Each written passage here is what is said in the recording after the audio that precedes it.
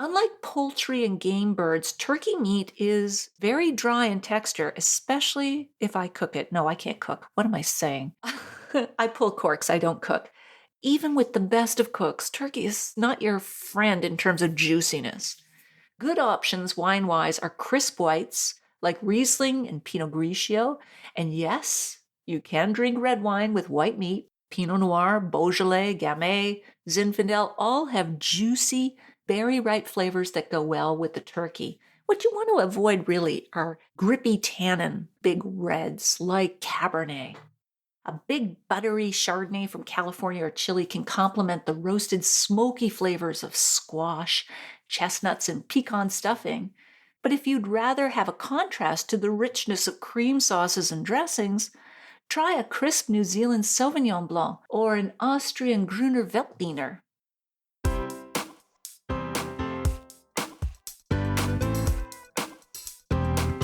Do you have a thirst to learn about wine? Do you love stories about wonderfully obsessive people, hauntingly beautiful places, and amusingly awkward social situations? Well, that's the blend here on the Unreserved Wine Talk podcast. I'm your host, Natalie McLean, and each week I share with you unfiltered conversations with celebrities in the wine world, as well as confessions from my own tipsy journey as I write my third book on this subject. I'm so glad you're here. Now pass me that bottle, please, and let's get started. Welcome to episode 45. For those of us in Canada, Thanksgiving is this weekend. How did that happen so quickly? I'm picking up my mom at the airport tomorrow. She's coming in from Nova Scotia, so I'm excited. My son Ryan is already home with us from Waterloo, where he's studying engineering because he's on a work term here in Ottawa with a software company, and also rent is free at home. My partner Miles is, most fortunately, an excellent cook, so he'll be cooking the turkey and the side dishes. If it were up to me, we'd be having Thanksgiving pizza.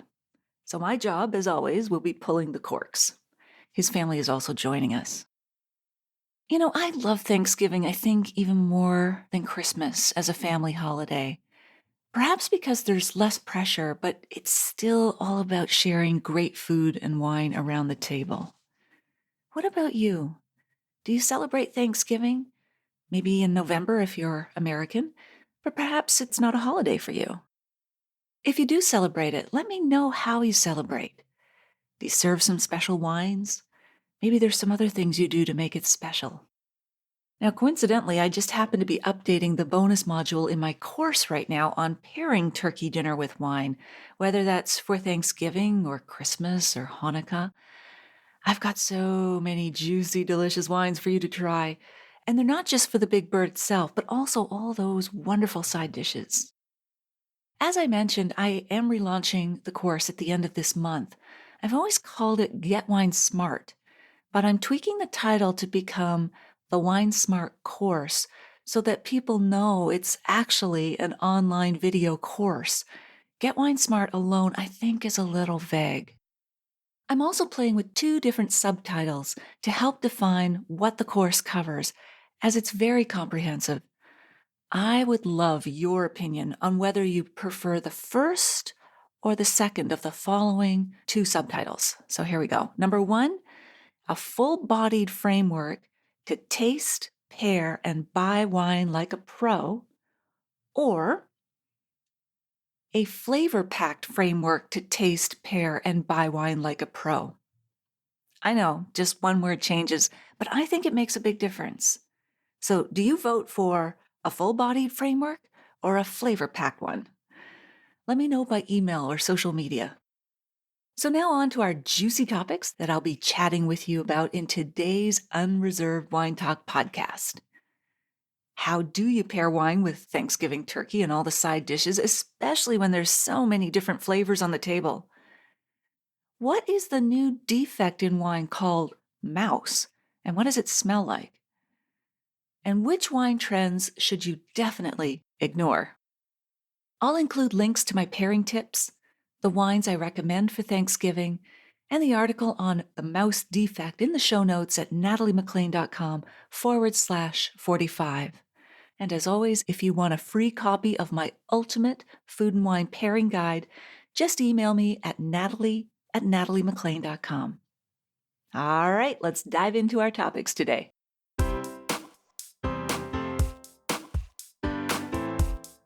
Hello, hello, hello. I am enjoying a lovely rosé from the Edna Valley in California. What's in your glass? Let's talk about mouse, shall we? First of all, it seems to be getting attention only recently. I hadn't heard about it until the wonderful Esther Mobley, who is the young firecracker columnist for the San Francisco Chronicle. I've also interviewed her on the podcast. She wrote about it this week in her column.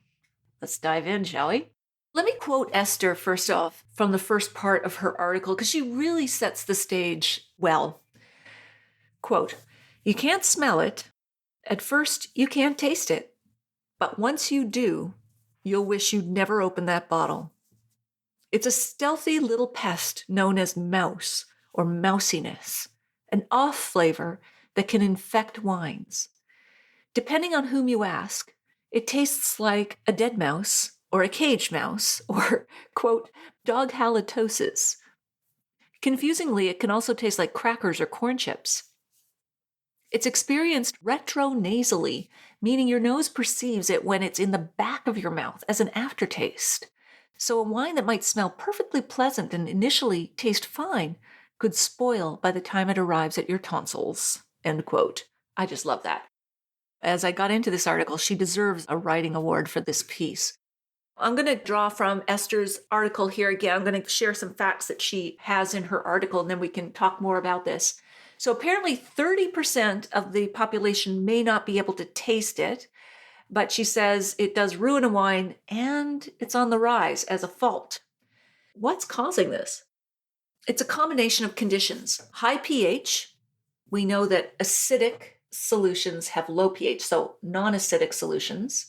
Acid is a protected agent of wine. So when there is low pH, meaning low acidity to protect the wine, high exposure to oxygen, and low levels of sulfur dioxide, SO2, that's the preservative that also preserves wine and eliminates some chemical compounds that can cause mouse. But, of course, some believe that sulfur often masks wine's innate personality, so they try not to use much of it or any of it at all.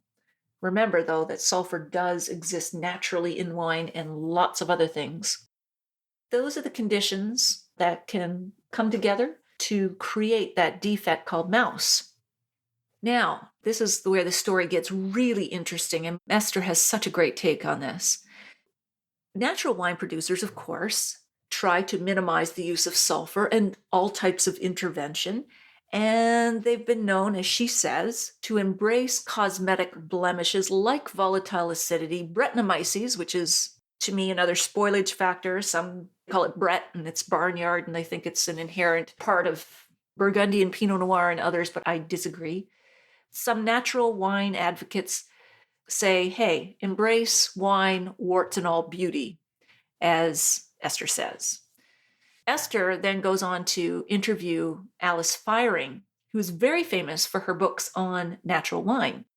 Alice Firing says part of what's happening here is that with the demand of the newly trendy natural wines, some wineries are bottling much earlier than they have in the past, and that she thinks this mouse defect might be avoided if they made sure the wine was stable before releasing it. So she says some 2019 whites and rosés, for example, might be released as early as January 2020, but the mouse smell might have gone away if the winery waited another 6 to 12 months before bottling it. Another indicator or trend or influencing factor is climate change. Warmer temperatures are creating higher pH levels in wine, right? That makes sense. So higher pH would mean lower acidity. Of course, if grapes are getting riper, there's more sugar, less acid, lower acidity, lower pH. or higher pH, I should say. Gosh, I dropped chemistry in grade 11. I get so confused. But anyway, trying to keep it straight here. And then Esther is interviewing a number of different winemakers. Again, fabulously researched and written article.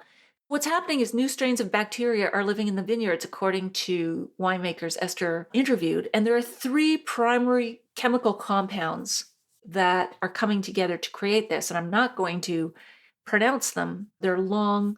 You can get the chemical compounds in her article. But the first one is found in taco shells, corn tortilla chips, popcorn, and rice cakes.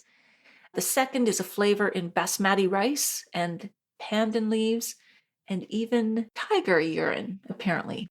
It can taste like cashews or peanut butter or even rodent cage, which makes sense. But it's very, very difficult for a novice wine drinker to identify it, let alone the fact that mouse cannot be smelled. Esther says the sensation is activated by your own mouth, whose higher pH renders the compounds volatile. Since the perception of mouse depends on an individual's saliva, she says, it's conceivable that everyone perceives it differently. What's really interesting is she gets advice from Linda Bisson, a UC Davis professor of viticulture and enology, who says, run a bit of wine between your palms, then smell it. Your palm's pH will make the compound more volatile and more detectable. And Esther sort of wraps up with just a great analysis. This is one of the existential questions, she says, at the heart of the natural wine ethos. Is natural wine really flawed, or is it just not to individual taste? She says one winemaker says the mouse was there. It sort of went on a bell curve. It was there at the beginning, and then it wasn't there later on.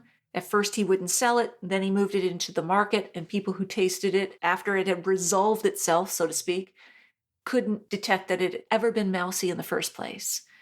And so that time, not sulfur, could be the solution for this. But what's unfortunate, Esther points out, is that if people taste this mouse defect, they may think that all natural wines, or many, taste like this, or funky or defective or whatever, or that the natural wine movement is a hoax. We're going to get more on that in a moment with my third topic for tonight about trends.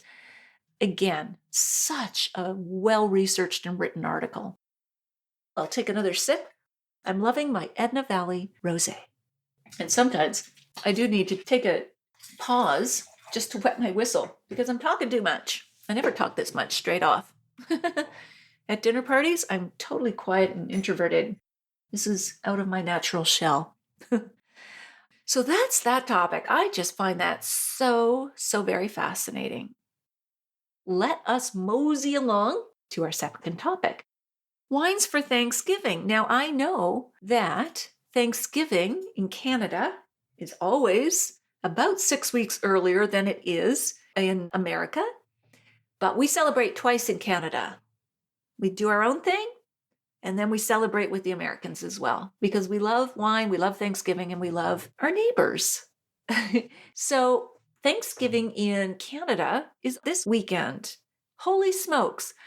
Personally, for a wine for Thanksgiving, I'm going for Pinot Noir. I'm just debating. I'm thinking, I should probably go Canadian, and not just to be patriotic, but I love Canadian Pinot Noir. So maybe I'll drink Canadian Pinot Noir on our Thanksgiving and American Pinot Noir on the US Thanksgiving. I think that's what I'll do. So for Canadian, let's see. Oh my gosh, there's just too many. Oh, how am I going to choose?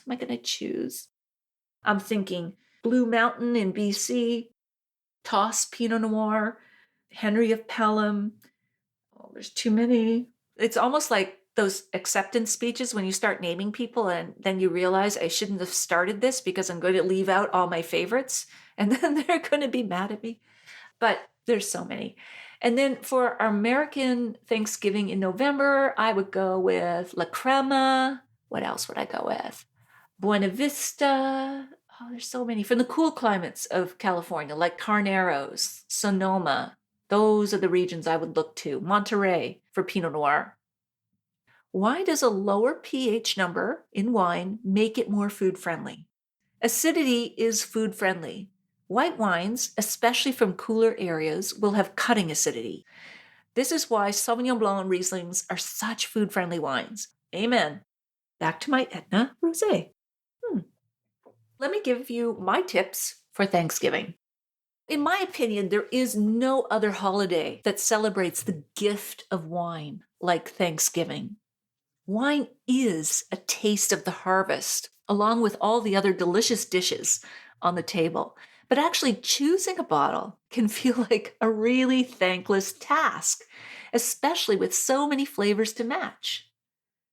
Relax, have a drink, and try some of my suggestions for great wines to pair with Thanksgiving turkey and all the side trimmings.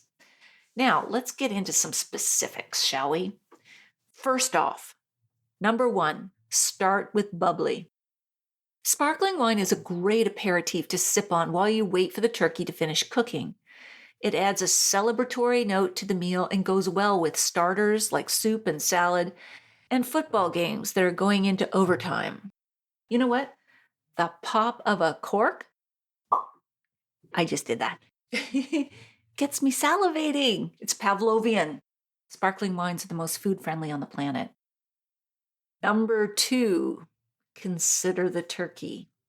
Unlike poultry and game birds, turkey meat is very dry in texture, especially if I cook it. No, I can't cook. What am I saying? I pull corks, I don't cook. If I tried to cook turkey, it would be leather. You need a mouth-watering wine to complement it. Even with the best of cooks, turkey is not your friend in terms of juiciness. Good options wine-wise are crisp whites like Riesling and Pinot Grigio. And yes, you can drink red wine with white meat. Pinot Noir, Beaujolais, Gamay, Zinfandel all have juicy, berry-ripe flavors that go well with the turkey. Don't forget Baco Noir, which goes well with turkey, as well as ham for those who prepare it as well. Very versatile. Baco, full-bodied red that really is a specialty of Niagara, especially Henry of Pelham old vines. You must try that. It's full-bodied, it's juicy, it's black plum rich, but it's so smooth. That's what makes it work with turkey. What you want to avoid really are grippy tannin, big reds like Cabernet. Number 3, look beyond the bird. The range of side dishes means that you don't have to match your wine with just turkey.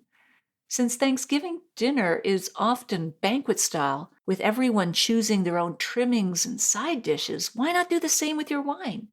Offer both red and white, and possibly more than one, depending on the size of your group. Let them mix and match. That's the fun of it. Number 4, complement or contrast. A big buttery Chardonnay from California or Chile can complement the roasted smoky flavors of squash, chestnuts, and pecan stuffing. But if you'd rather have a contrast to the richness of cream sauces and dressings, try a crisp New Zealand Sauvignon Blanc or an Austrian Gruner Veltliner. And number 5, end on a sweet note. If anyone still has room left when it's time for pumpkin or pecan pie, offer a late harvest wine or an ice wine.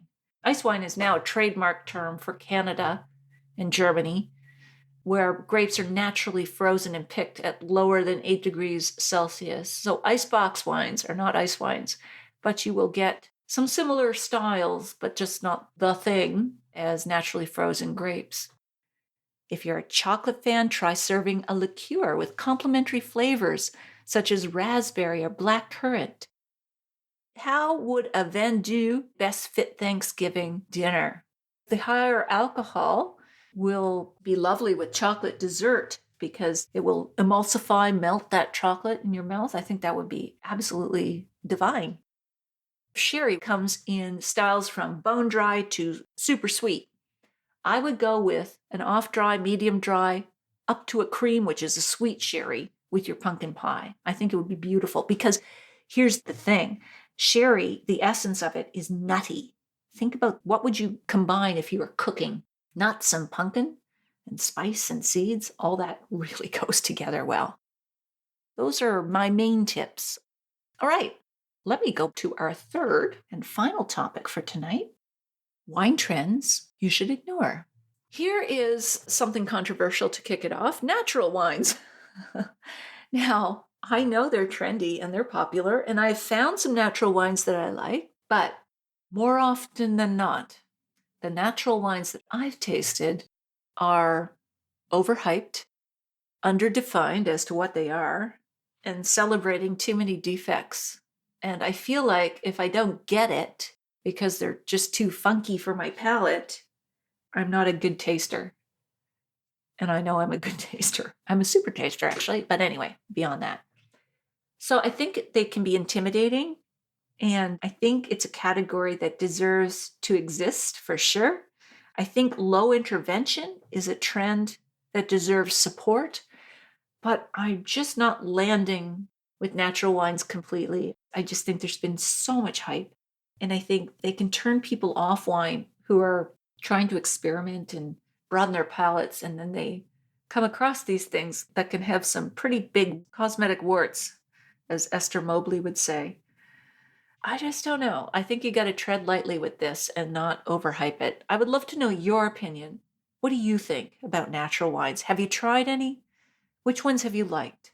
Which ones haven't you liked? I want to know. And what about like Pet Nat? Those are semi-sparkling natural wines. Petulant, meaning some sparkling, some frizz, some effervescence. And then there's the orange wines. Same thing. I think there's a lot of big talk, what they call it, big hat, no cattle in Texas. There's a lot of overblown talk about these categories of wines. I've found a few orange wines that I have loved. Anything Anne Sperling does from Southbrook or her BC winery Sperling Vineyards, I love it. But orange wines come far and few between for me because they just can have such funky, weird flavors. And I worry about that for people who are trying to understand trends. Blue wines, definitely get out of town. I don't think there's a place for blue wines. The blue color apparently is a natural, some sort of extract from something or another, but I just don't think we need it. I really don't think they do a service to wine. I think it's trendy and it will die. Thank you. I hope it does. A few more trends that I really disagree with. I think sulfur is misunderstood. I think people get too caught up and worried about sulfur. Do you know there's more sulfur dioxide in a glass of orange juice than there is in most full bottles of wine? A single dried apricot has more sulfur than a 750 bottle milled of wine. Most people are not reacting to sulfite. Now, those who have a sulfur reaction, a full-blown allergic reaction, I'm not talking about those folks. They know who they are, and definitely that's a serious matter. And this is not health advice. I'm not a doctor. But for the rest of us, we get too caught up on sulfur.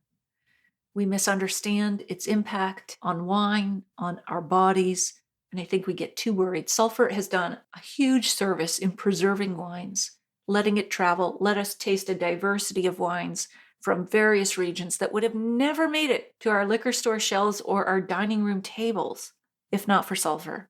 Sulfur exists. You cannot have a sulfur-free wine. Even if the winemaker doesn't add sulfur, sulfur exists naturally on grapes and wine. It will be there.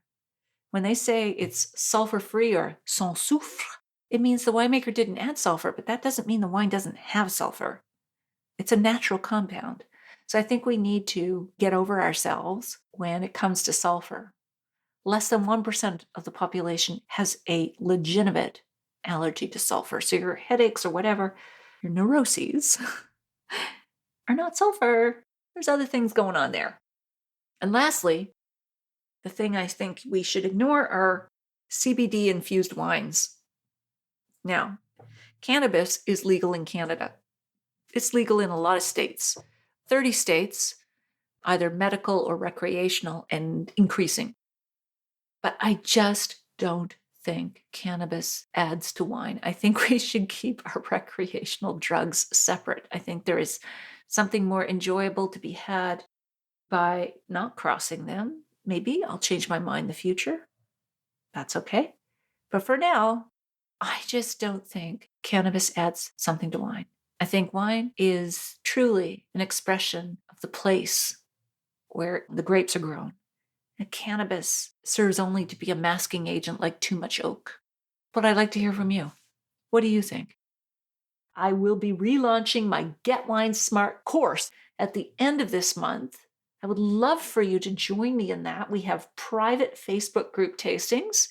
We stay in touch. It's lifetime access to the materials, and we meet every second week until I'm no longer on this planet. I look forward to chatting with you again next time. Take care.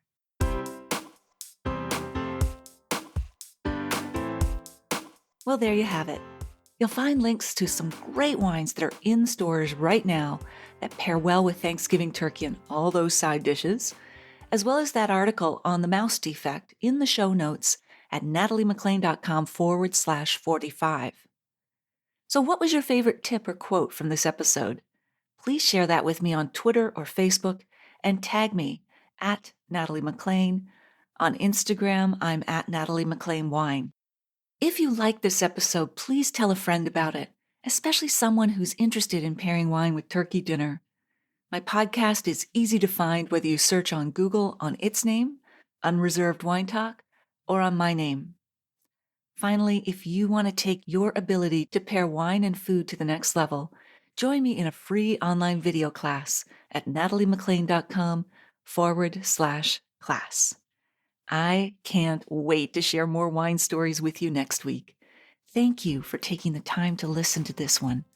I hope something great is in your glass this week. Perhaps a terrific wine that's perfect with that second helping of turkey and cranberry sauce.